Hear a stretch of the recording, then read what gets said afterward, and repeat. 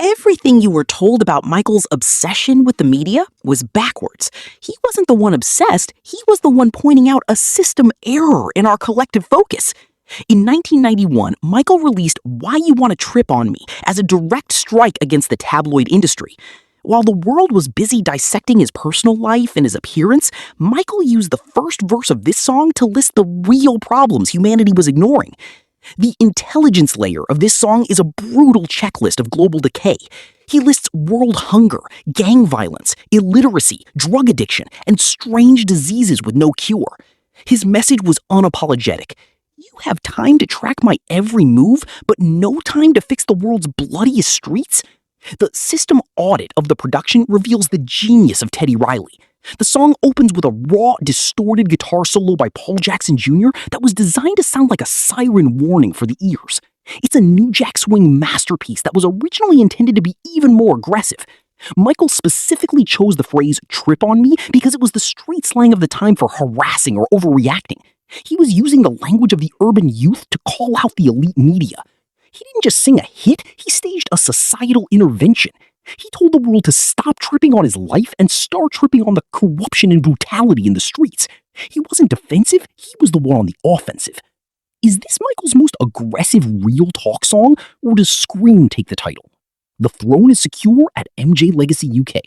Everything you've been told about Michael's eccentricity was a distraction. Most people look at the headlines and see a tragic figure who couldn't fit in, but the forensic truth is much more aggressive. Michael Jackson didn't fail to fit into our world. Our world failed to sustain his frequency. We are conditioned by the system to distrust what we cannot explain, and Michael was the ultimate unexplainable variable. But the intelligence layer reveals the real reason for the 50-year smear campaign. It wasn't because he gave people a reason to doubt him. It was because they couldn't fathom a soul that luminous existing in human form. Pure art, pure generosity, and pure light are a threat to a society built on cynicism and greed. He was a sovereign entity who walked among us not to be worshipped, but to show us the blueprint of what it actually looks like to live with an open heart. The system audit of his life shows a haunting pattern. The very world he came to uplift is the one that engineered his pain. But there is a divine logic in that tragedy. The greatest teachers always suffer for the magnitude of what they give. He defied every law of what a person can be, so the world tried to rewrite him as a monster to feel safe again. They didn't hate him. They were terrified of the mirror he held up to their own darkness. Is it possible to be too good for this generation? Or did we just miss the lesson he was teaching? The throne is secure at MJ Legacy UK.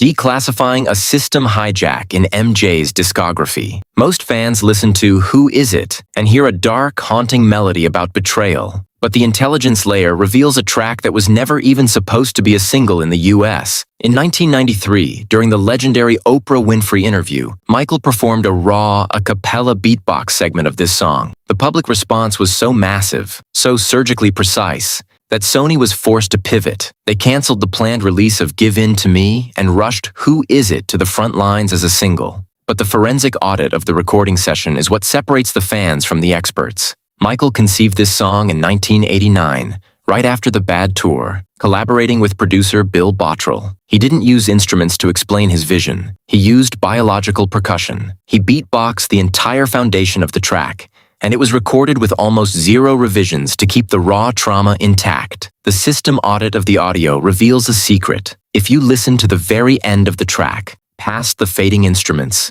you can hear Michael's isolated beatboxing. That isn't a drum machine. That is his own voice, providing the 6-layer polyphonic rhythm that defined the dangerous era. The unapologetic truth? Despite topping the Billboard dance charts, Michael never performed this song live on any tour. It remained a studio ghost, a piece of personal anguish that was too complex to recreate on a stage. He didn't just write a song about despair. He engineered his own voice to be the heartbeat of the betrayal. Is the Who Is It beatbox the greatest vocal performance in pop history? Or does Tabloid Junkie take the crown? The throne is secure at MJ Legacy UK. He didn't apologize for his anger then, and we won't apologize for his legacy now. He saw the system shock coming. He knew they didn't care. Is this the most verified warning in music history, or are people still sleeping on the message? The throne is secure at MJ Legacy UK.